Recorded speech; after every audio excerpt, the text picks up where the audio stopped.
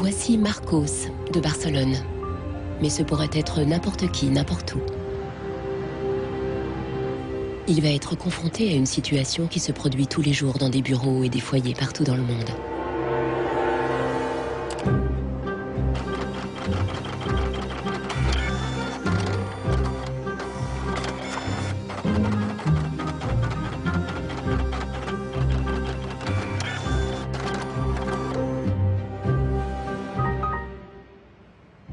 Une pièce de l'imprimante ne fonctionne plus. Le fabricant dirige Marcos vers le service après-vente. El meu tècnic fa un diagnòstic previ, pero aquest diagnòstic ja són 15 euros més IVA. Seguramente será difícil encontrar las piezas para poder repararla. Realment, reparar-la no li surt molt a compte. Que reparar-la parlem d'uns 110, 120 euros. Tienes impresoras desde 39 euros. Per preu, té una impressora que té molta més velocitat d'impressió. Jo t'aconsellaria que miressis impressores noves. Així que, sens dubte, jo em compraria una nova, Ce n'est nullement une coïncidence si les vendeurs suggèrent tous d'acheter une nouvelle imprimante. S'il accepte, Marcos deviendra une victime de plus de l'obsolescence programmée. Le mécanisme secret situé au cœur de notre société de consommation. Notre but dans la vie est de consommer à crédit, d'emprunter de l'argent pour acheter des choses dont nous n'avons pas besoin. Nous vivons dans une société dominée par une économie de croissance dont la logique est non pas croître pour satisfaire les besoins, mais croître pour croître. Dans une société de croissance, quand il n'y a pas de croissance, c'est catastrophique. Si le consommateur n'achète plus, il n'y a plus de croissance économique. Planned obsolescence, the desire on the part of a consumer to own something a little newer, a little sooner than is necessary. Ce film révèle comment l'obsolescence programmée détermine nos vies depuis les années 20, lorsque les fabricants commencèrent à raccourcir la durée de vie des produits pour accroître la demande du consommateur. Ils décidèrent donc de réduire la durée de vie à 1000 heures. Nous découvrirons comment les designers et les ingénieurs ont été contraints d'adopter de nouvelles valeurs et de nouveaux objectifs. Ils ont recommencé à zéro pour concevoir quelque chose de plus fragile.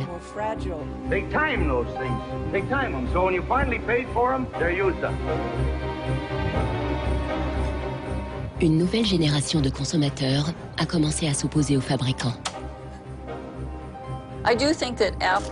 Il est clair que l'iPod d'Apple a été développé dans cette perspective de l'obsolescence programmée. Est-il possible d'imaginer une économie viable sans obsolescence programmée et sans impact sur l'environnement? Les générations futures ne nous pardonneront jamais quand elles découvriront la vérité sur le mode de vie gaspilleur des pays développés.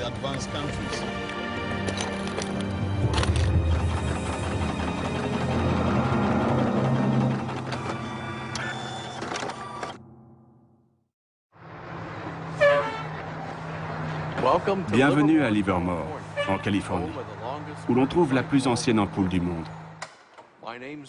Je m'appelle Lynn Owens et je préside le comité de l'ampoule. En 1972, nous avons découvert que l'ampoule suspendue au plafond de la caserne des pompiers était unique.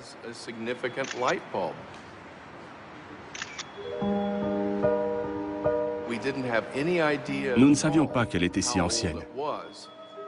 Jusqu'au jour où un journaliste, Mike Dunstan, a commencé à enquêter.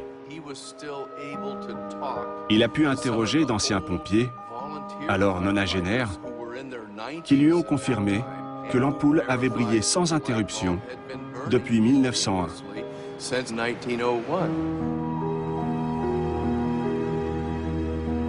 109 ans qu'elle éclaire, et ça continue. Une webcam diffuse l'image de l'ampoule de Livermore 24 heures sur 24 sur Internet. Pour l'anecdote, elle a déjà survécu à 2 webcams.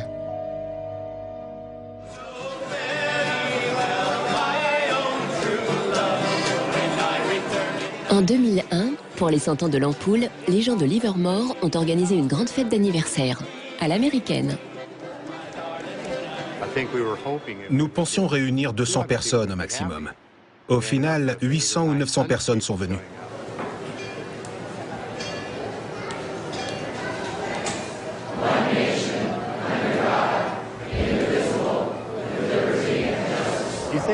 Vous n'imagineriez pas des gens chantant « Joyeux anniversaire » à une ampoule? Moi non plus, et pourtant ils l'ont fait.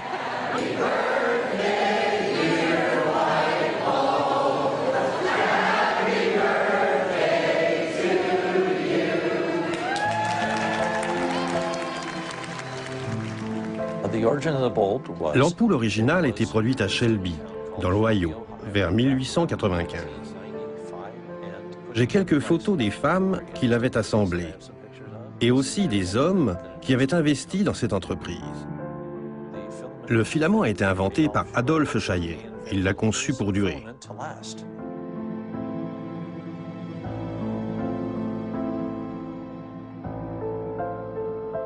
Pourquoi a-t-il duré?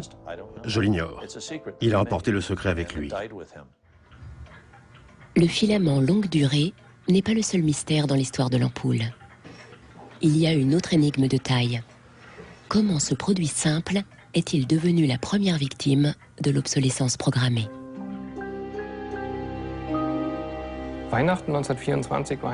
Noël 1924 fut très spécial. Dans une arrière-salle de Genève, plusieurs hommes en costume rayé se sont réunis pour concevoir un plan secret. Ils allaient fonder le premier cartel international. Leur but était de contrôler la production des ampoules incandescentes dans tous les pays et de se partager le gâteau du marché mondial.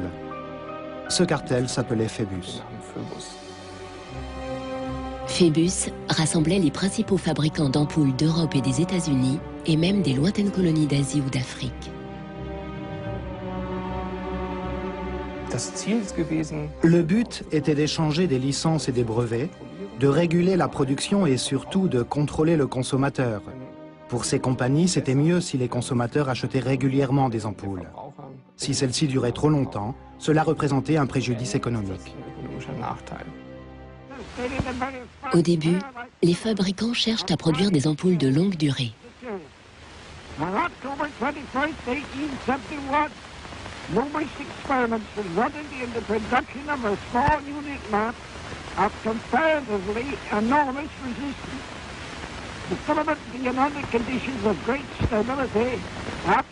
Les premières ampoules de Thomas Edison, commercialisées en 1881, avaient une durée de vie de 1500 heures.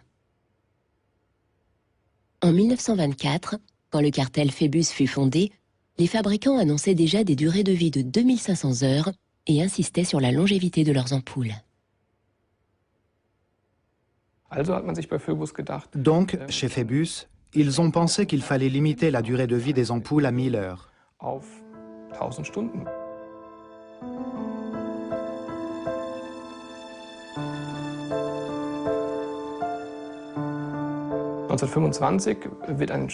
En 1925, le comité des 1000 heures est créé avec pour objectif de réduire la durée des ampoules à cette limite par des moyens techniques.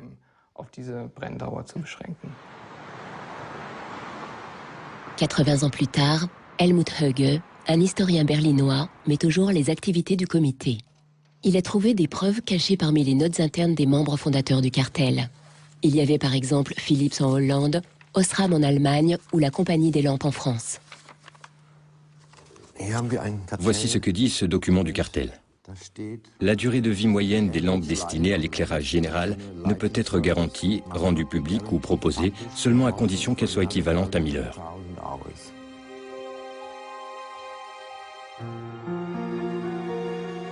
Les fabricants, sous la pression du cartel, vont alors mener des expériences pour concevoir une ampoule plus fragile et conforme à la règle des 1000 heures.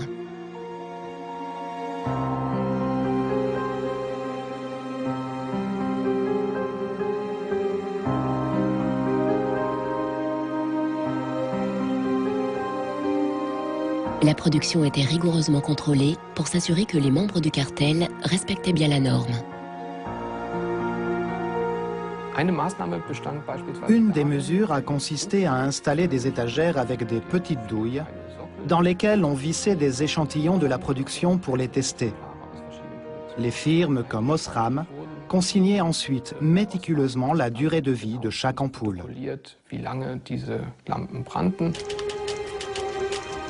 Phébus faisait appliquer ces règles grâce à une bureaucratie très organisée. Ses membres étaient pénalisés si leur rapport mensuel sur les durées n'était pas aux normes.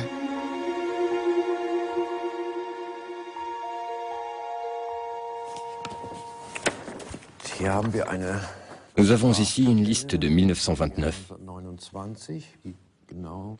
qui indique en francs suisses le montant des amendes payées par les membres du cartel si, par exemple, leurs ampoules dépassaient 1500 heures.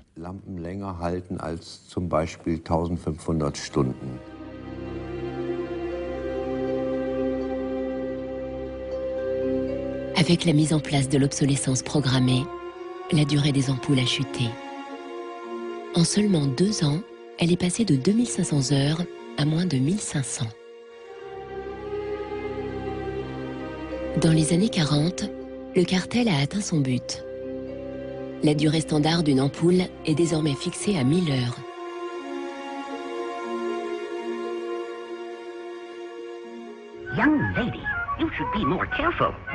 General Electric a produit un film éducatif pour expliquer aux consommateurs que la durée en vigueur était la meilleure. Just look at that filament. How long a light bulb lasts depends largely on how hot the filament is burned. Samples from every factory are tested to make sure that they're as good as we want them to be. Je comprends pourquoi c'était très tentant en 1932. À l'époque, le développement durable n'était pas encore au centre des préoccupations. Je ne pense pas qu'on imaginait la planète comme ayant des ressources limitées. On la voyait plutôt comme une source inépuisable.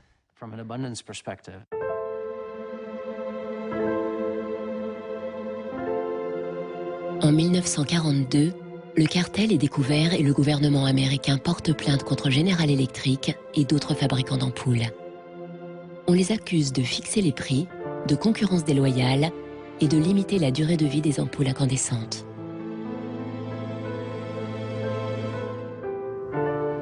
Après 11 ans de procès, la Cour prononce son jugement en 1953. General Electric et ses associés sont contraints, entre autres, de lever leurs restrictions sur la longévité des ampoules.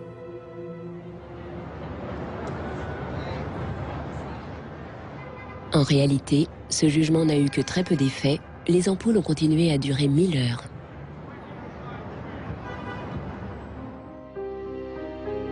Dans les décennies suivantes, des centaines de brevets de fabrication d'ampoules ont été déposés, dont une pouvant durer 100 000 heures. Aucune d'elles n'est jamais parvenue sur le marché. Officiellement, Phébus n'a jamais existé, même si cette société a laissé des traces dans le domaine public. Sa stratégie consistait à changer de nom régulièrement. Ils se sont d'abord appelés International Electricity Cartel, puis ils ont changé à nouveau. Le plus important, c'est que l'idée de l'obsolescence comme institution existe encore.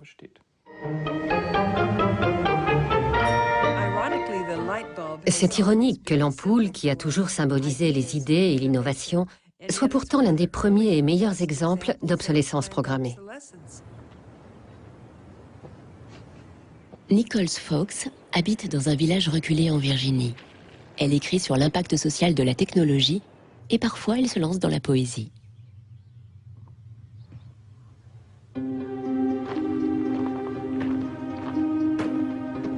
When in the dark the bogles are about, behind the bushes hiding at the ready, before you faint with fright or give a shout, you want illumination ever steady.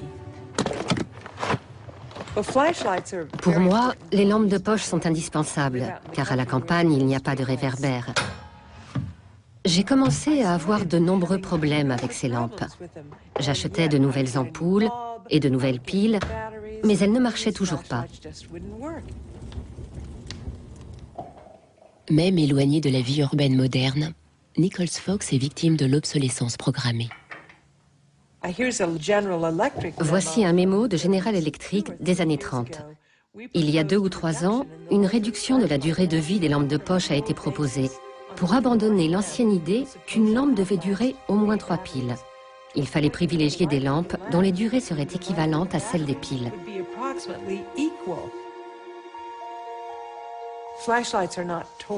Les lampes de poche ne sont pas des jouets, ce sont des appareils utilitaires. C'est exaspérant de penser qu'ils aient pu faire cela si tranquillement, et surtout qu'ils l'aient fait, tout simplement.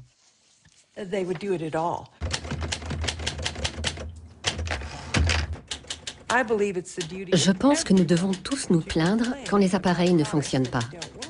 J'ai donc décidé d'écrire des sonnets de complainte. Pour les sonnets de complainte, je préfère la forme italianisante que Shakespeare utilisait. Instead, this box is filled with a collection of flashlights dead and way beyond repair. Scarcely used and coddled to perfection, their quick demise I cannot think is fair. So can it really be too much to ask that Ever-Ready's lights be made to last?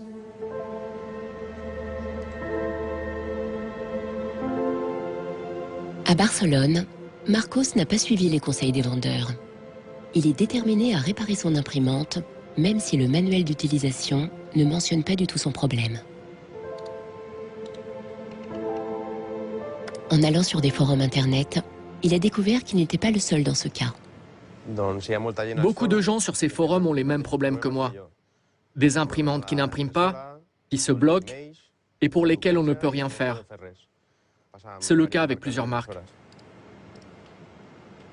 Parmi les centaines de messages, il n'y a pas de solution en vue. On dirait que Marcos cherche une aiguille dans une botte de foin.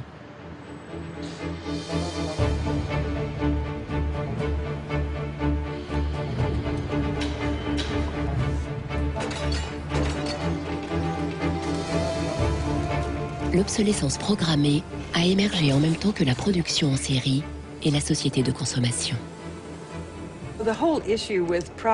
La question des produits fabriqués pour durer moins longtemps a commencé avec la révolution industrielle. Les nouvelles machines produisaient des marchandises beaucoup moins chères, ce qui était très bien pour les consommateurs. Mais ils ne pouvaient pas suivre le rythme des machines. Il y avait un excès de production. Avec la production en série, les prix ont baissé et de nombreux produits sont devenus plus abordables. Mais les fabricants s'inquiétaient de savoir si le filon allait durer encore longtemps. Que se passerait-il une fois que le consommateur aurait satisfait tous ses besoins? Déjà en 1928, un influent magazine de publicité déclarait « Un produit qui ne s'use pas est une tragédie pour les affaires ».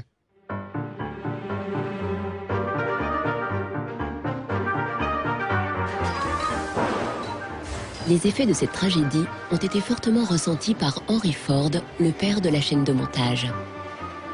Ford voulait que son modèle T soit à la portée du consommateur moyen. Il l'a donc produite en série sur un modèle de base immuable, fiable et conçu pour durer. C'était un modèle bruyant, puant et sale qui rendait les femmes malheureuses. Mais les hommes le traitaient comme s'il s'agissait d'un tracteur. C'était le cheval de trait de l'Amérique. La stratégie du modèle unique a si bien marché qu'au début des années 20, la moitié des automobiles dans le monde étaient des Ford T.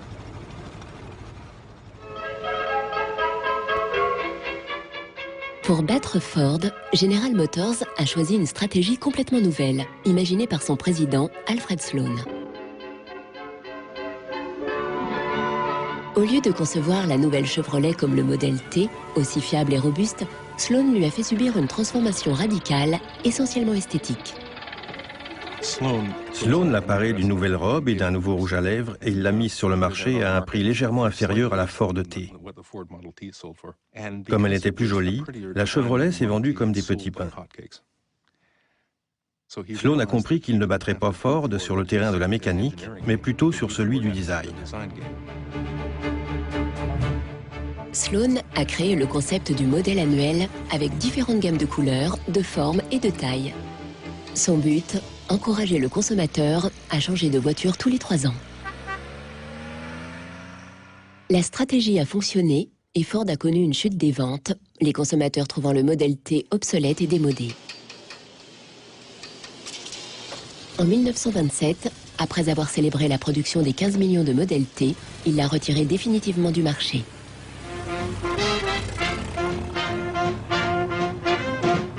Ford a alors adopté la même stratégie que General Motors en proposant de nouveaux modèles chaque année. Le marché de l'automobile a alors explosé en entraînant avec lui l'économie du pays.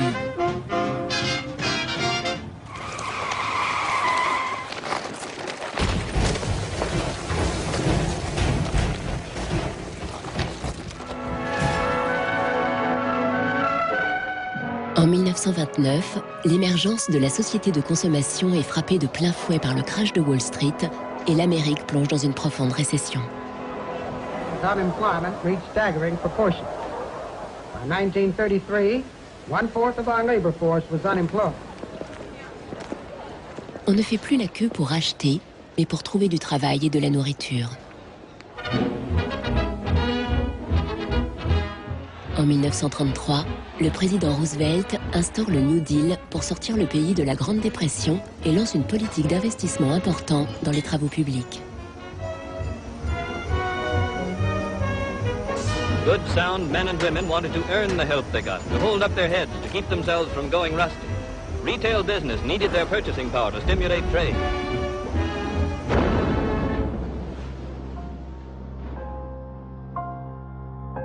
Mais le New Deal ne fait pas l'unanimité.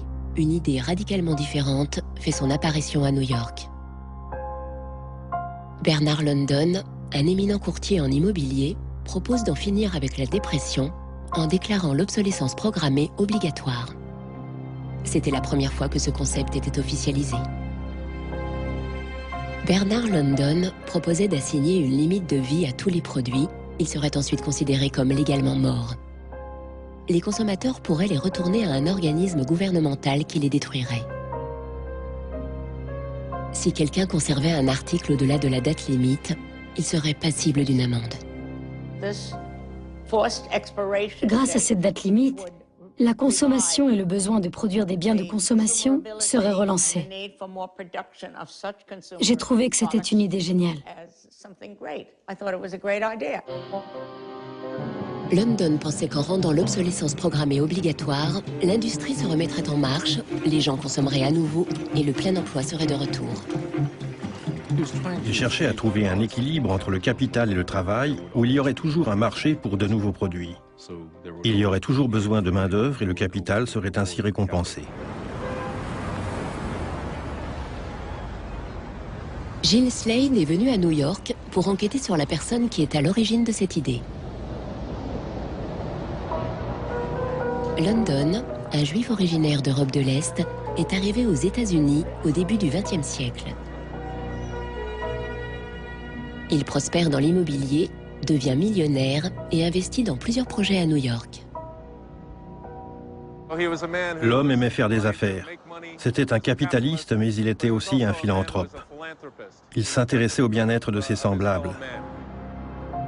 Il participe à de nombreux projets de bienfaisance, parmi lesquels une école pour enfants juifs et pauvres. On ignore si pour Bernard London, l'obsolescence programmée est seulement une question de profit ou bien une façon d'aider les chômeurs. Gill Slade veut en savoir davantage sur ses motivations et a retrouvé quelqu'un qu'il a connu personnellement. J'ai une photo de Bernard London. Incroyable. Sauriez-vous le reconnaître? Ne me dites rien. Intéressant. Le voilà avec son allure d'intellectuel. Vous avez rencontré London en 1933, me semble-t-il. J'avais 16 ou 17 ans. Mes parents avaient une grosse Cadillac qui avait la taille d'un Zeppelin. Ma mère conduisait, mon père était devant et monsieur et madame London étaient à l'arrière de la limousine. Mon père a dit que monsieur London devait m'expliquer sa philosophie. C'était un homme très intéressant. En quelques mots, il m'a expliqué son idée pour enrayer la dépression. À l'époque, nous étions en plein chaos économique, pire qu'aujourd'hui. Il était obsédé par cette idée, comme un artiste l'est par ses tableaux. Il m'a chuchoté à l'oreille, tant il craignait que son idée ne soit trop radicale. Finalement, la proposition de Bernard London n'a pas été suivie et l'obsolescence par obligation légale ne fut jamais appliquée.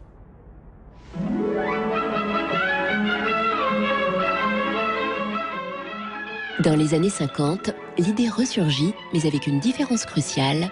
Au lieu d'imposer l'obsolescence programmée aux consommateurs, elle les séduirait.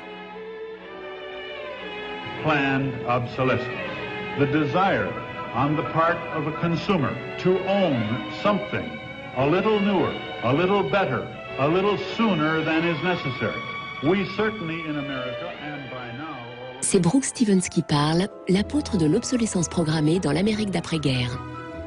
Ce brillant designer a créé des appareils ménagers, des voitures, des trains, en ayant toujours en tête l'obsolescence programmée.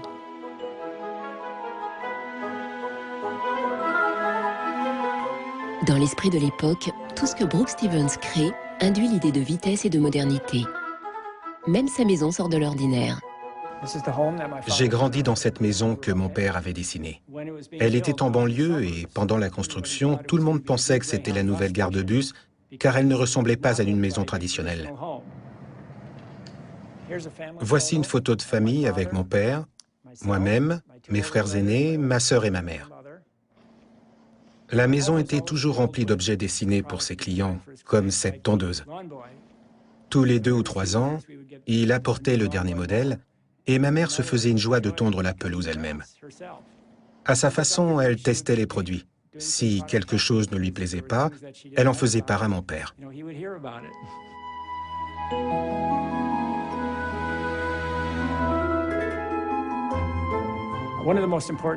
Pour mon père, n'importe quel objet qu'il dessinait devait toujours sortir de l'ordinaire.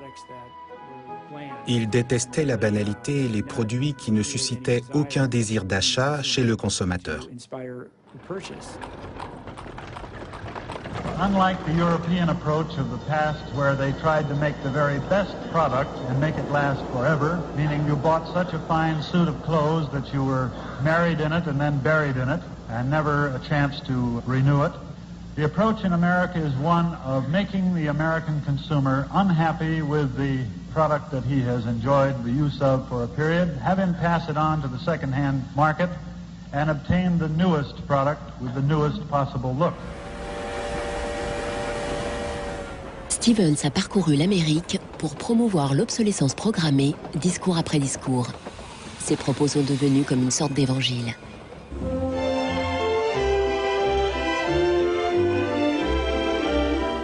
Women and men alike are increasingly interested in the look of things. They eagerly give their attention to what's new and beautiful and advanced. Oldsmobile's elegant golden rocket. Sports outfit by Cat Primo of Los Angeles.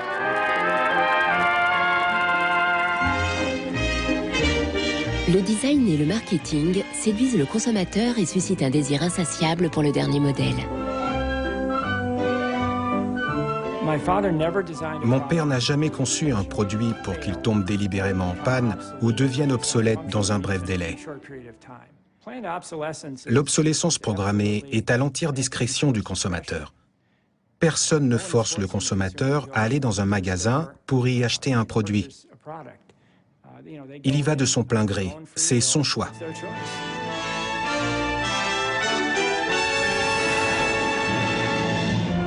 Liberté et bonheur grâce à la consommation sans limite. L'American Way of Life des années 50 a servi de fondement à la société de consommation que nous connaissons aujourd'hui.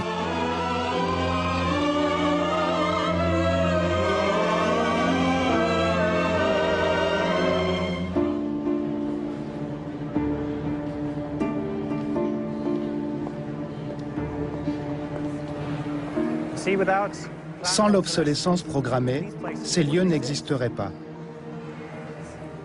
Il n'y aurait aucun produit, aucune industrie, pas de designer ou d'architecte, il n'y aurait pas de vendeurs ni de personnel en charge du nettoyage, pas de garde de sécurité. Tous ces emplois disparaîtraient.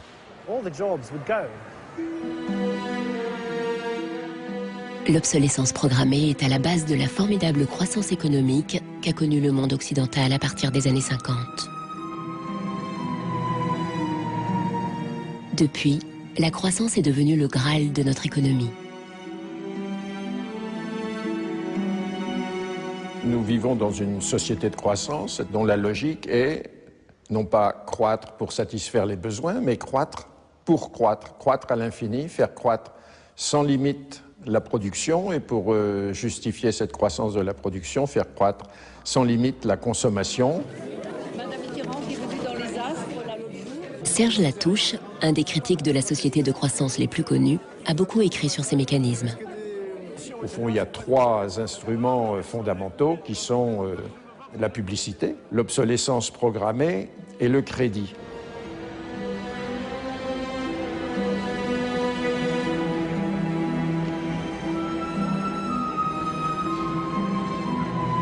Depuis une génération, notre but dans la vie semble être de consommer à crédit, d'emprunter de l'argent pour acheter des biens dont nous n'avons pas besoin. Cela n'a aucun sens. Les critiques de la société de croissance mettent en valeur le fait qu'elle n'est pas viable à long terme, car elle se base sur une contradiction flagrante. Celui qui croit qu'une croissance infinie est compatible avec une planète finie est soit un fou, soit un économiste. Le drame, c'est qu'au fond, nous sommes tous des économistes maintenant. Est-il vraiment nécessaire de créer un nouveau produit toutes les 3 minutes quelque part dans le monde? Je crois que beaucoup de gens se sont rendus compte que les choses devaient changer, surtout quand les politiciens leur ont dit d'acheter et de consommer pour relancer l'économie. On peut dire qu'avec la société de croissance, on est embarqué dans un bolide qui, désormais, manifestement, n'a plus de pilote, qui va à toute allure et dont on peut prévoir le destin, qui est soit de se fracasser contre un mur, soit de sombrer dans un précipice.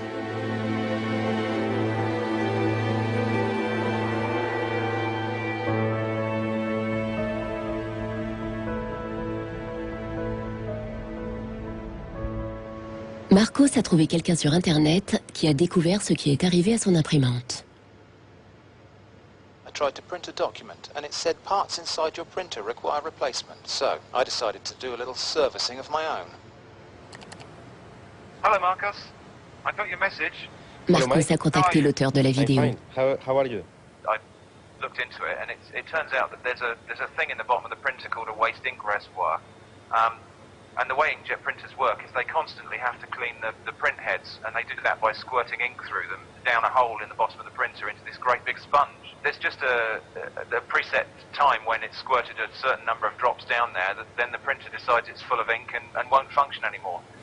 The justification is they don't want to put ink all over your desk. But I think the problem goes deeper than that. It's the way the technology works. It's just designed to fail.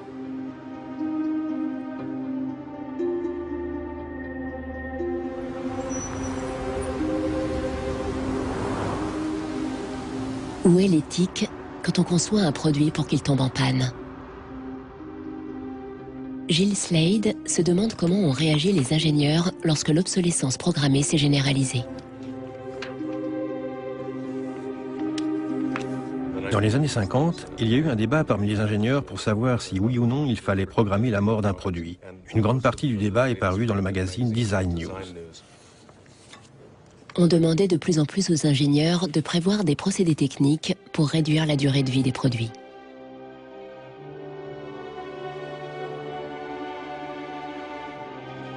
De nombreux ingénieurs trouvaient que c'était un sale coup de faire payer pour des produits délibérément conçus pour tomber en panne. Le magazine Design News relayait ce débat intense. Une nation comme la nôtre, leader parmi les nations, transforme ses ingénieurs en destructeurs. C'est même un crime contre la loi naturelle de Dieu de gaspiller ce qu'il nous a donné. Pour les ingénieurs, c'était vraiment une période difficile. Cette confrontation avec l'obsolescence programmée les a conduits à revoir fondamentalement leur éthique.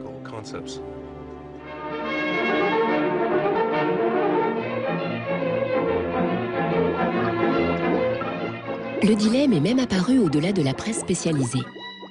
Dans ce film britannique de 1951, un jeune chimiste audacieux invente un fil qui repousse la saleté et qui ne s'use pas. Il est persuadé d'avoir fait une découverte incroyable.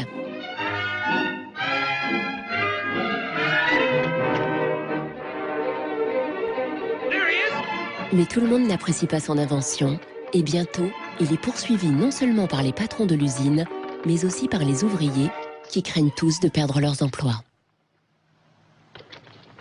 C'est très intéressant. Ça me rappelle quelque chose qui est vraiment arrivé dans l'industrie du textile. En 1940, DuPont, le géant de la chimie, lance une fibre synthétique révolutionnaire, le nylon. Les filles font de longues queues pour acheter ces nouveaux bas très résistants.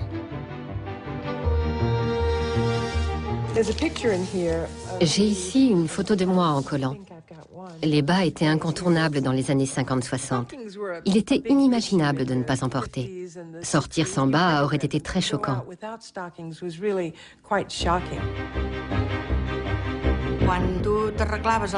Le dimanche, quand on s'habillait pour sortir, pour aller au cinéma ou pour aller danser, habituellement on mettait une belle robe et de jolis bas. Au bal, si pour une raison quelconque on déchirait nos bas, alors on n'osait plus danser parce qu'on aurait pu voir nos bas filer. C'était un énorme progrès de fabriquer des bas résistants, mais cela ne durera pas très longtemps.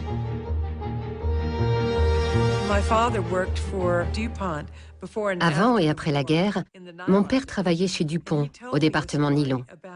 Et il m'a raconté comment ils avaient testé le nylon pour en faire des bas. Les hommes de son département emportaient des bas à la maison pour les faire tester par leurs femmes ou leurs petites amies. Mon père a fait de même. Et ma mère était ravie avec les premiers bas qu'elle avait testés, parce qu'ils étaient tellement résistants.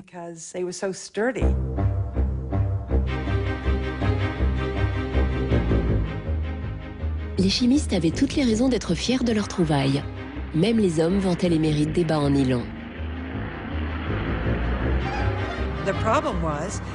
Le problème, c'est que les bas, ça marchait trop bien, parce qu'ils étaient trop résistants. Les femmes étaient très contentes, parce qu'ils ne filaient pas. Mais les fabricants qui les produisaient en vendaient forcément moins.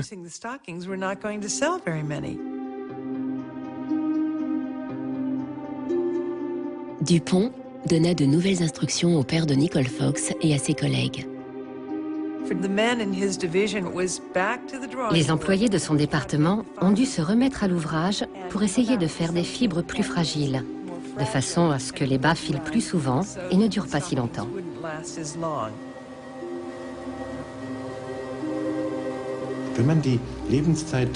C'est assez facile de réduire la longévité d'une paire de bas, car le nylon n'est pas l'unique composant. Il y a aussi des additifs qui, par exemple, protègent le nylon des rayons ultraviolets du soleil. Il suffit de varier la quantité d'additifs. Si vous ajoutez moins d'additifs, ou que vous n'en mettez aucun, le soleil ou l'oxygène présent dans l'air détruisent les bas, et ils s'abîment alors plus facilement. Autrement dit, la destruction peut être programmée. Peu après, les bas commençaient à filer à nouveau. Ça s'est fait petit à petit. Ce ne fut pas aujourd'hui on a des bas solides et du jour au lendemain les bas sont de piètre qualité, vous comprenez? Ça a été progressif. Au fur et à mesure, les bas devenaient de plus en plus fins et de moins en moins résistants.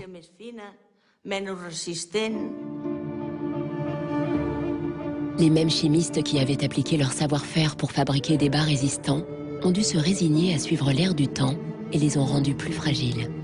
Le fil éternel a fini par disparaître des usines, comme au cinéma. We need control of this discovery. Complete control. If you want twice the amount in that contract, we will pay it. $250,000. Just suppress it. Yes. Comment ont réagi les ingénieurs de DuPont face à la réduction délibérée de la vie du produit? Les ingénieurs ont dû se sentir frustrés de devoir utiliser leur savoir-faire pour créer un produit de qualité inférieure après tous les efforts accomplis. Il se peut aussi que, pour eux, créer des produits solides ou fragiles, ça leur était égal. Ça faisait partie de leur travail.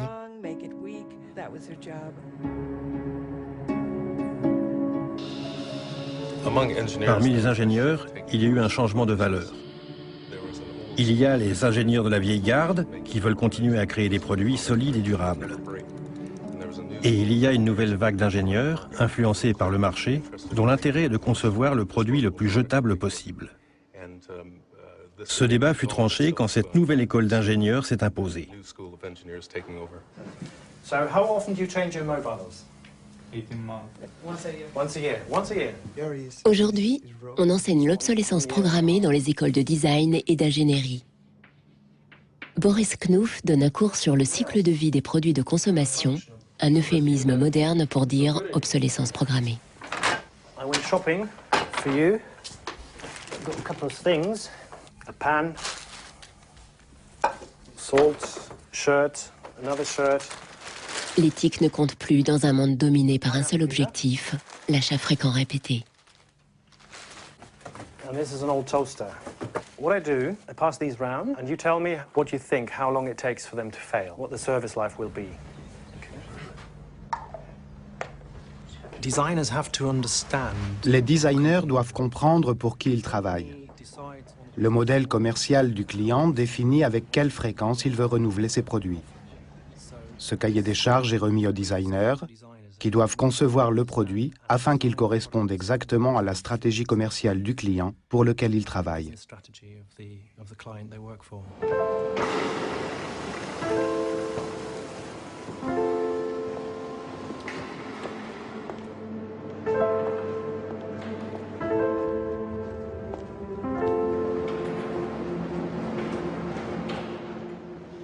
En parcourant la notice de plusieurs imprimantes, Marcos s'est rendu compte que leur durée de vie est fixée par les ingénieurs dès le départ.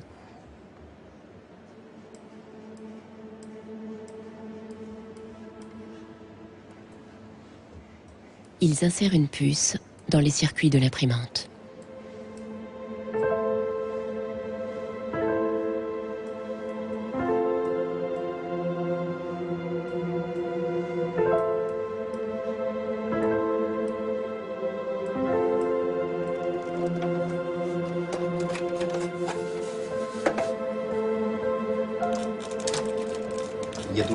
J'ai trouvé la puce.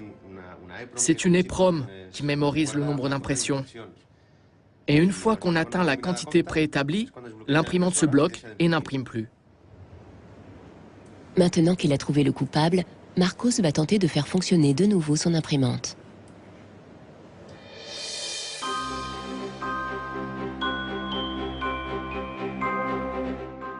À la fin des années 50, les consommateurs commencent à se poser des questions sur l'obsolescence programmée et sur les astuces des fabricants.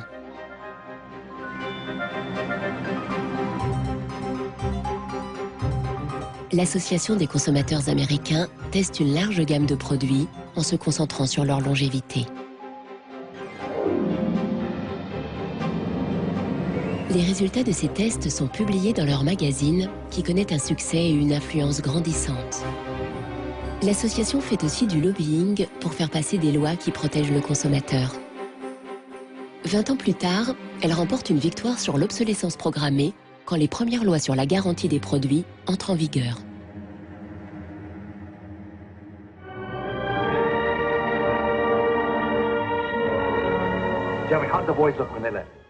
La frustration des citoyens à l'égard de l'obsolescence programmée fait partie de l'ère du temps. Même Arthur Miller y fait référence dans sa célèbre pièce Mort d'un commis voyageur. Once in my life, I'd like to own something outright before it's broken. I'm always in a race with the junkyard. Just finished paying for the car and it's on its last legs. The refrigerator consumes belts like a crazy maniac. They time those things. They time them, so when you finally paid for them, they're used up. The Waste Makers, publié en 1960, est le premier ouvrage qui analyse l'obsolescence programmée. Son auteur, Vance Packard, a déjà connu la gloire grâce à un livre sur le pouvoir de la publicité. Son nouvel ouvrage devient un best-seller. Good evening, Mrs. Packard. Good evening, Charles. Lors d'une rare apparition télévisée, il évoque le futur d'une société vouée au consumérisme et au gaspillage. I have a feeling that we're in for some grim days ahead. I think the over-commercialization of American life is starting to change our American character in some ways that disturb me. I think we're becoming more self-indulgent as a people. And I think to some extent we're being encouraged to be more self-indulgent. Well, that's kind of a grim prophecy. Well, I wish I could be more cheerful.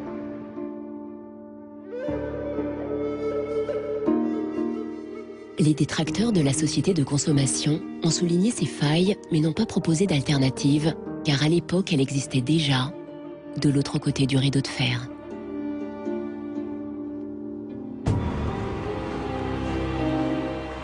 À la fin des années 50, en pleine guerre froide, il semblait encore possible que le communisme s'impose au capitalisme comme système économique et politique.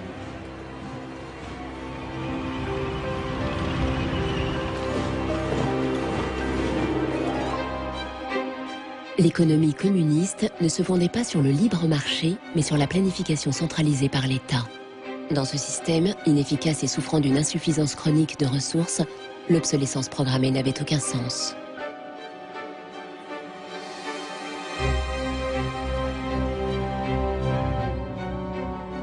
En Allemagne de l'Est, l'économie communiste la plus performante, les normes officielles stipulaient que réfrigérateurs et machines à laver devaient durer 25 ans.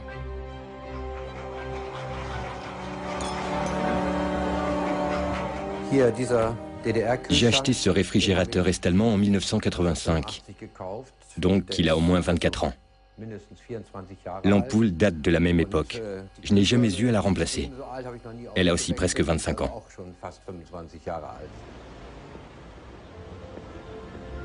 En 1981, une usine de Berlin-Est lance une ampoule longue durée. Là en haut, il y avait le centre d'essai pour tester la durée des ampoules.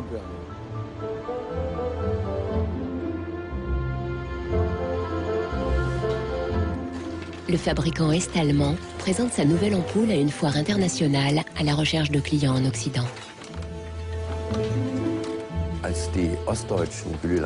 Quand les fabricants est-allemands ont présenté cette ampoule à la foire de Hanovre de 1981, leurs collègues de l'Ouest, de l'Osram, ont dit « Vous allez détruire vos propres emplois ».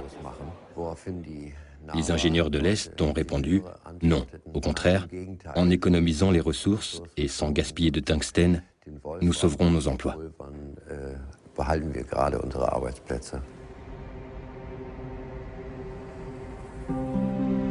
Les acheteurs occidentaux ont refusé l'ampoule. En 1989, après la chute du mur de Berlin, l'usine a été fermée et la production s'est arrêtée.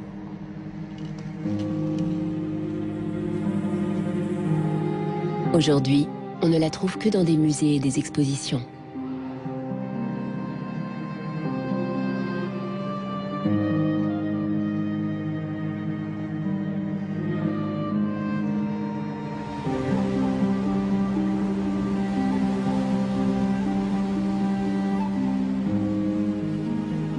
Après la chute du mur, le consumérisme effréné est aussi bien présent à l'Est qu'à l'Ouest.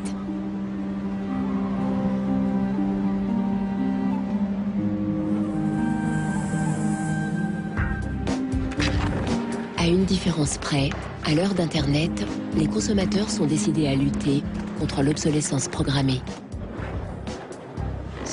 Nous tournons tous nos films ici. Nous prenons des polaroids de toutes les personnes qui entrent ici. Ce support est comme un dinosaure, il n'existe plus. Nous sommes très fans de la VHS. Nous copions tous les films de DVD sur VHS, puis nous les archivons. Pour les frères Neistat, artistes et réalisateurs new-yorkais, aucun objet ne devient obsolète, quitte à finir en décoration murale ou comme accessoire dans leur prochain film.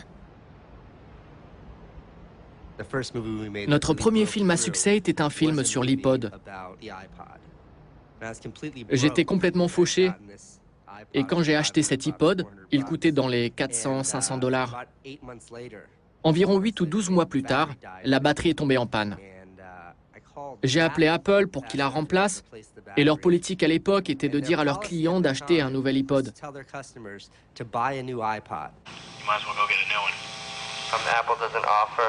No. Apple doesn't offer a new battery for the iPod? No. It wasn't that the battery died that was annoying. Que la batterie soit morte ne m'embêtait pas, car quand la batterie de mon portable Nokia ou de mon ordinateur portable Apple ne marche plus, je peux les remplacer. Mais avec l'iPod, qui n'était pas donné, si la batterie lâchait, c'était l'appareil tout entier que l'on devait remplacer.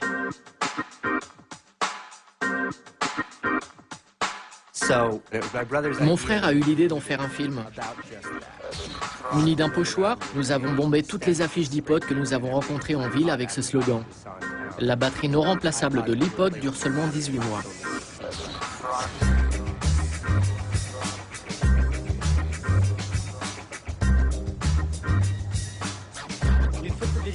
On a posté la vidéo sur notre petit site ipodsdirtysecret.com. Et en un mois ou 6 semaines, il y a eu 5 ou 6 millions de visites. Le site a explosé. À San Francisco, l'avocate Elizabeth Pritzker entend parler de la vidéo et avec ses associés décide de porter plainte contre Apple. 50 ans après l'affaire de l'ampoule, l'obsolescence programmée se trouve à nouveau devant le tribunal. Quand nous avons entamé le procès, l'iPod était sur le marché depuis 2 ans et Apple avait vendu environ 3 millions d'exemplaires aux États-Unis. Beaucoup de propriétaires d'iPod ont eu des problèmes de batterie et sont déterminés à poursuivre Apple. Comme la vidéo des frères Neistat, les nouvelles du procès se sont propagées sur Internet et des milliers de gens se sont manifestés. Parmi eux, Andrew Wesley. Je suis très mélomane. Et mon iPod est comme une extension de moi-même. En fait, je l'ai acheté pour écouter de la musique dans l'avion. J'étais sur un vol San Francisco-New York, si je me souviens bien. La batterie a lâché avant même le décollage.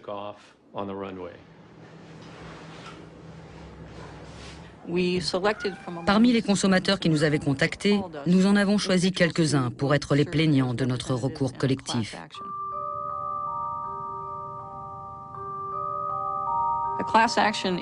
Un recours collectif est une procédure judiciaire aux États-Unis par laquelle un petit groupe de personnes représente un groupe plus important pour porter plainte devant la justice.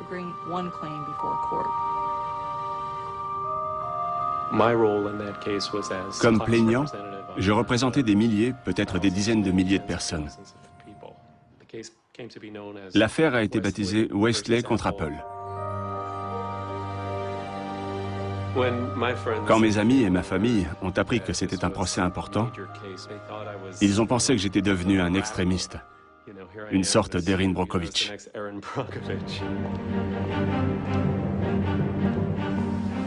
En décembre 2003, Elizabeth Pritzker dépose une plainte au tribunal d'instance de San Mateo, tout près du siège social d'Apple.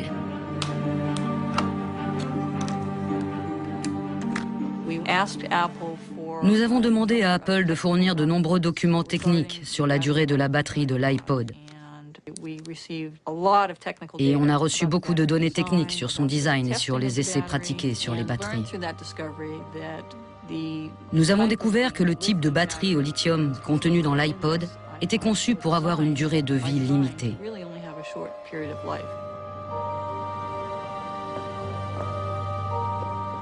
Il est clair que l'iPod d'Apple a été développé dans la perspective de l'obsolescence programmée. Le procès n'est jamais arrivé à terme. Après quelques mois de tension, les deux parties sont parvenues à un accord. Apple a mis en place un service de remplacement des batteries et a prolongé la garantie à 2 ans. Les plaignants ont été dédommagés. Andrew Wesley a accepté un bon de $50 pour l'achat d'un nouveau produit Apple. Je suis resté l'un de leurs clients. J'ai acheté un ordinateur portable haut de gamme et je n'ai pas pu m'empêcher de penser qu'en réalité, le vrai bénéficiaire de l'indemnité, ce n'était pas moi, mais bien Apple.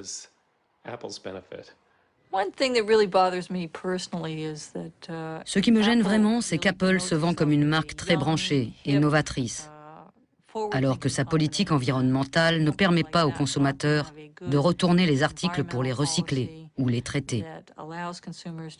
C'est contraire à toute logique et c'est contraire à son message.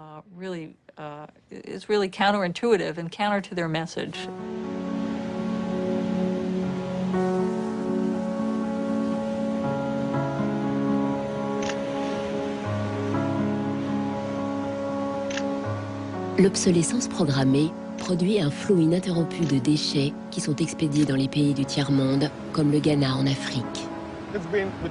Il y a 8 ou 9 ans, j'ai réalisé que beaucoup de containers arrivent ici remplis de déchets électroniques. Je parle de matériel informatique et de télévision en panne dont personne ne veut dans les pays industrialisés. Un traité international interdit d'expédier des déchets électroniques dans les pays du tiers-monde, mais les marchands le détournent en déclarant ces produits comme des articles d'occasion.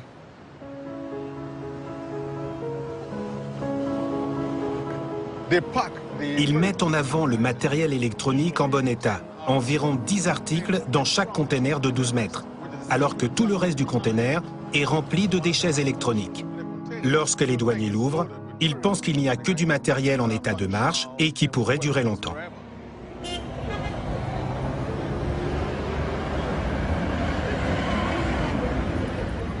Les conteneurs sont déchargés dans la zone portuaire où des hommes d'affaires locaux achètent les appareils électroniques qui fonctionnent encore ou qui peuvent être réparés. De là, le matériel part à Accra. Au Ghana, ce qui peut être réparé n'est pas jeté aussi facilement. Andrew Owusu achète des ordinateurs en provenance d'Europe, puis les remet à neuf pour ses clients. Cette machine vient d'Espagne. J'ai vu que le disque dur ne marchait plus. J'ai changé le disque et maintenant elle fonctionne. Pour celle-ci, le problème venait de la carte graphique. Je l'ai changée et maintenant elle est en état de marche. Si je repère la panne, ça me prend de 10 à 30 minutes pour la réparer. Andrew Owusu revend ses ordinateurs aux étudiants, aux écoles et aux petites entreprises.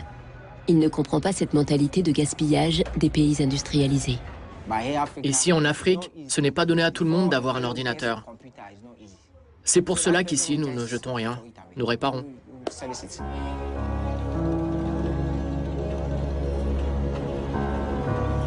Mais en fait, plus de 80% des déchets électroniques qui arrivent au Ghana sont totalement irréparables et des conteneurs entiers finissent dans des décharges illégales partout dans le pays.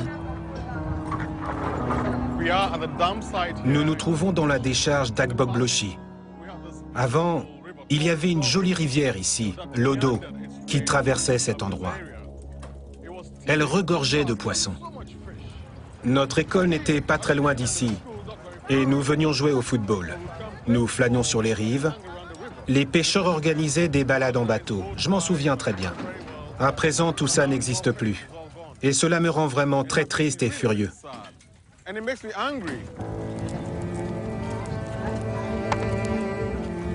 Aujourd'hui, les jeux des enfants ont laissé place aux jeunes défavorisés qui recherchent de la ferraille.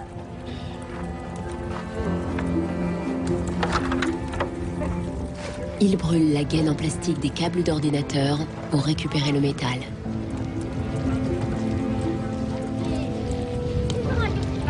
We get some from the computer, TV, and then the machines.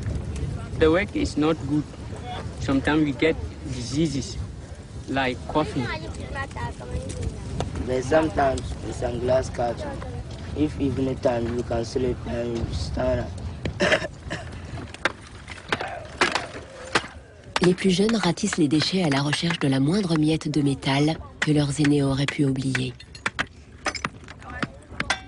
Le métal est acheté par des ferrailleurs qui le revendent là où se développe une économie de croissance.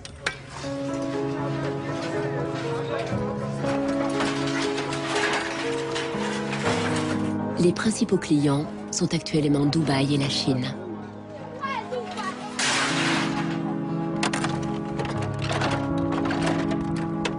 Certains des responsables de ces cargaisons disent « Nous voulons diminuer la fracture numérique entre l'Europe et l'Amérique d'une part et l'Afrique d'autre part. » Mais la réalité, c'est que les ordinateurs qui sont expédiés ici sont hors service.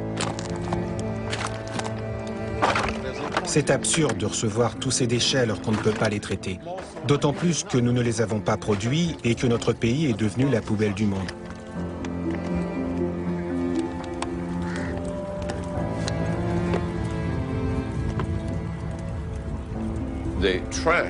Ces déchets, cachés si longtemps pendant l'ère industrielle, sont maintenant entrés dans nos vies et nous ne pouvons plus les ignorer. L'économie du gaspillage vit ses derniers moments, car nous n'avons littéralement plus de place où stocker les déchets. L'obsolescence programmée s'est propagée pour des raisons économiques. Il est plus intéressant pour une compagnie de concevoir un produit qui ne dure pas plus de 3 ans ou 1000 heures parce qu'elle peut alors vendre davantage de produits.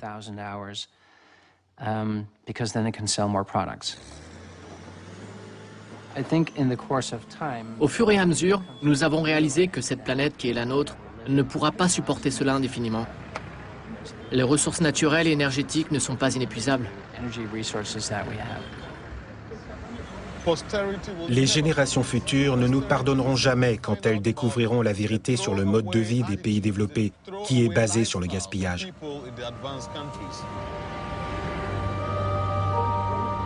Partout dans le monde, les gens ont pris conscience du phénomène et ont commencé à agir. Pour lutter contre cet état des faits, Mike Ananey rassemble des renseignements. C'est ici que je stocke les déchets électroniques qui ont une étiquette d'identification. Celle-ci dit Centre d'Amus, Jylland occidental, Danemark. Celui-là vient d'Allemagne, envoyé ici pour être jeté. Collège de Westminster, ville de Leeds, Royaume-Uni. Celui-là vient d'Italie. Apple. Apple devrait faire mieux. Il se targue d'être écologique. Pourtant, beaucoup de produits Apple finissent à la décharge. J'ai créé une base de données avec les étiquettes, les adresses et les numéros de téléphone des compagnies auxquelles appartenaient ces déchets électroniques qui ont été envoyés au Ghana. Mike prévoit de transformer ces renseignements en preuves pour intenter un procès.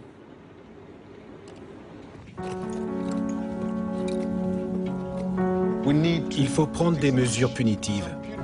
Poursuivre les gens pour qu'ils arrêtent de déverser des déchets électroniques au Ghana.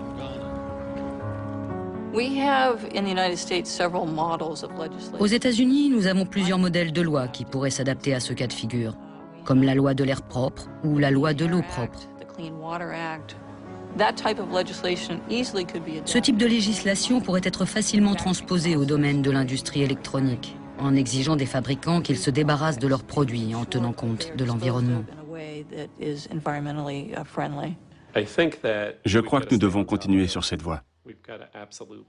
Il faut se rassembler, utiliser Internet et les blogs, et surtout s'unir, car l'union fait la force, et c'est le seul moyen de changer les choses.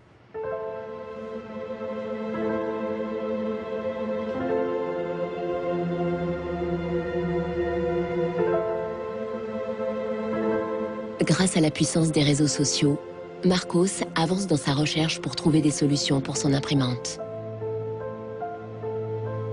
Il a trouvé l'aiguille dans la botte de foin, en Russie. Un site propose un logiciel libre pour remettre à zéro le compteur de l'imprimante.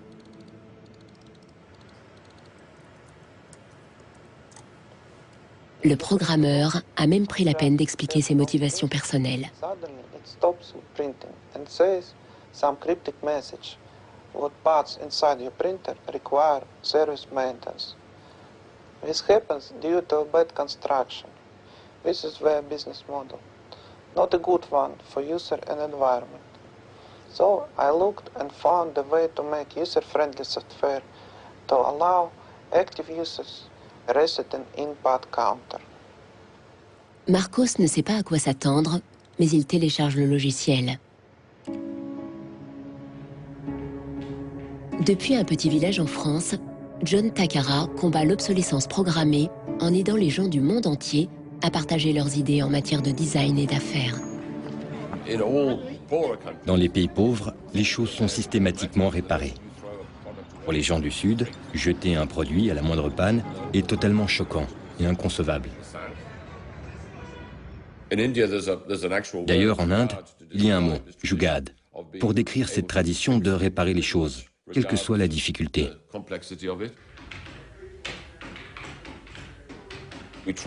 Nous recherchons des gens actifs qui mènent des projets dans le monde, plutôt que des gens qui parlent de façon abstraite de l'état déplorable des choses ou de ce que l'on devrait changer.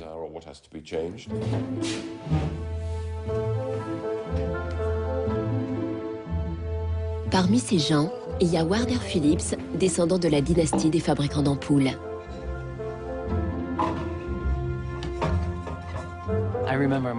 Je me souviens que mon grand-père m'a emmené dans une des usines Philips à Eindhoven pour me montrer comment étaient fabriquées les ampoules. C'était vraiment cool.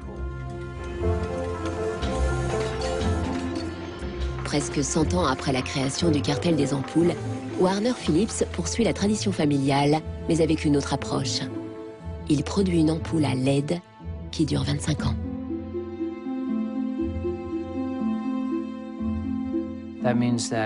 Cela signifie que l'on utilise les matériaux une fois tous les 25 ans au lieu d'une fois par an. Et aussi que l'on transporte le produit une fois tous les 25 ans au lieu d'une fois par an. Il pense que la production de produits pérennes n'est pas incompatible avec le monde des affaires.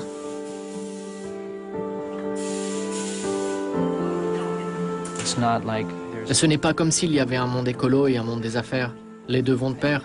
C'est la meilleure base pour monter une entreprise.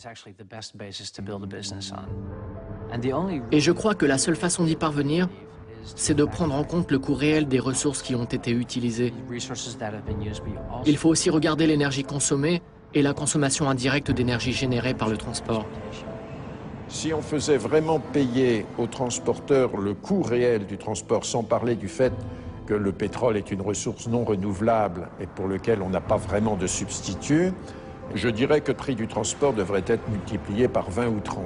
Avec un prix du kilomètre transporté multiplié par 20 ou 30, ça changerait beaucoup de choses. Même l'ampoule la plus simple serait beaucoup plus chère si on incluait tous les coûts annexes, les émissions de carbone, les matières premières, l'impact environnemental et enfin le traitement et le recyclage.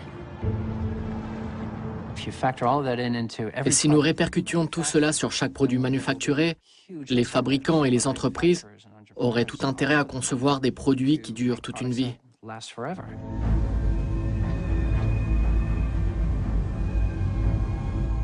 Pour combattre l'obsolescence programmée, on peut aussi repenser la fabrication des produits. Selon une nouvelle approche, si les usines reproduisaient les lois de la nature, l'obsolescence programmée deviendrait elle-même obsolète. Quand on parle de protection de l'environnement, on pense à réduire, renoncer, éviter, zéro déchet, moins d'impact. Mais au printemps, un cerisier ne réduit pas, n'évite pas et ne renonce pas.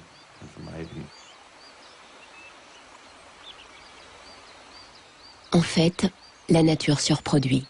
Les fleurs flétries, les feuilles mortes et les autres restes organiques ne sont pas des déchets. Ils nourrissent d'autres organismes. C'est un cycle permanent. La nature ne produit que des nutriments, pas des déchets. Brongart soutient que l'industrie peut imiter le cycle vertueux de la nature. Et il l'a prouvé en réinventant les procédés de fabrication d'une compagnie textile en Suisse.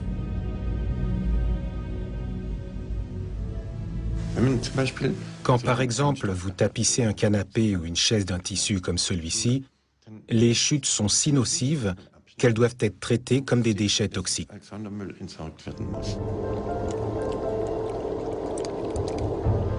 Des centaines de teintures et de produits chimiques hautement toxiques étaient utilisés habituellement dans cette usine.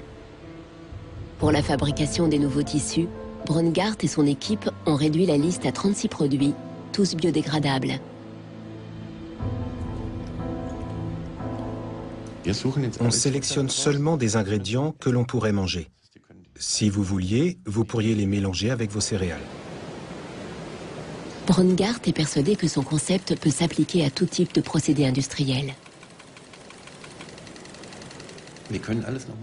On peut réinventer chaque chose pour la rendre utile d'un point de vue biologique ou technique. Dans une société basée sur le gaspillage, tout produit périssable crée un problème de déchets. Mais si une société crée des nutriments, les produits de courte durée offrent une chance de produire quelque chose de nouveau. Pour les détracteurs les plus radicaux de l'obsolescence programmée, changer le modèle de production est insuffisant. Il faut repenser entièrement le système économique ainsi que nos valeurs. C'est une vraie révolution. C'est d'abord une révolution culturelle, parce que c'est un changement de paradigme, c'est un changement de mentalité. Cette révolution, c'est la décroissance. Comme Brooke Stevens dans les années 50, Serge Latouche va de conférence en conférence. Il propose d'en finir avec la société de croissance. La décroissance, c'est un slogan provocateur qui a pour fonction de rompre avec le discours un peu euphorisant de la croissance possible, infinie, soutenable, et donc pour marquer la nécessité de changer de logique, de sortir de cette logique de la démesure. L'essentiel du programme, en quelque sorte de la décroissance, tient en un mot, réduire.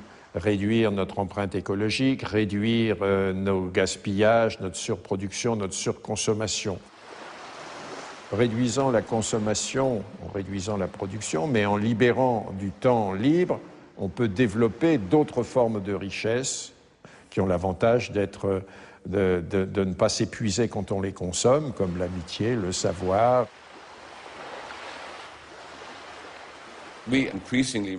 Nous dépendons de plus en plus des objets pour forger notre identité et avoir confiance en nous-mêmes. Sans doute parce que les choses qui auparavant façonnaient notre identité, comme l'adhésion à une communauté, l'attachement à une terre ou tout autre lien social, ont été remplacées par le consumérisme.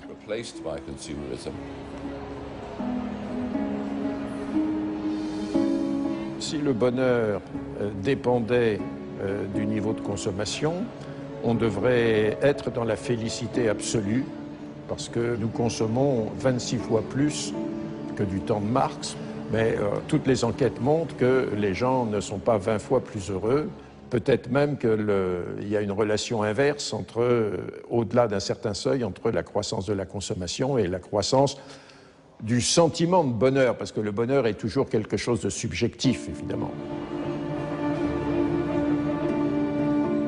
Les opposants de la décroissance craignent que l'économie moderne soit détruite et nous oblige à revenir à l'âge de pierre.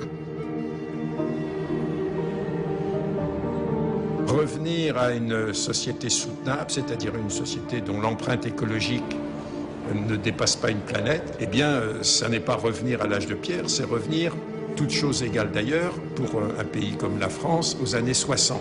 Ça n'est pas vraiment l'âge de pierre. On peut dire que la société de décroissance réalise la vision de Gandhi qui disait le monde est assez grand pour satisfaire les besoins de tous, mais il sera toujours trop petit pour satisfaire l'avidité de quelques-uns.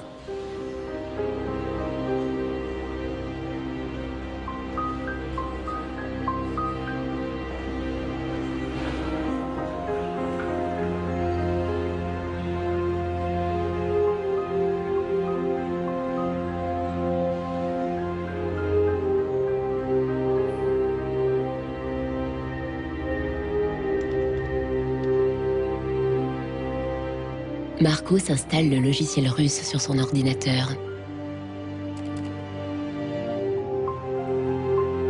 Le nouveau logiciel lui permet de réinitialiser la puce de comptage de son imprimante.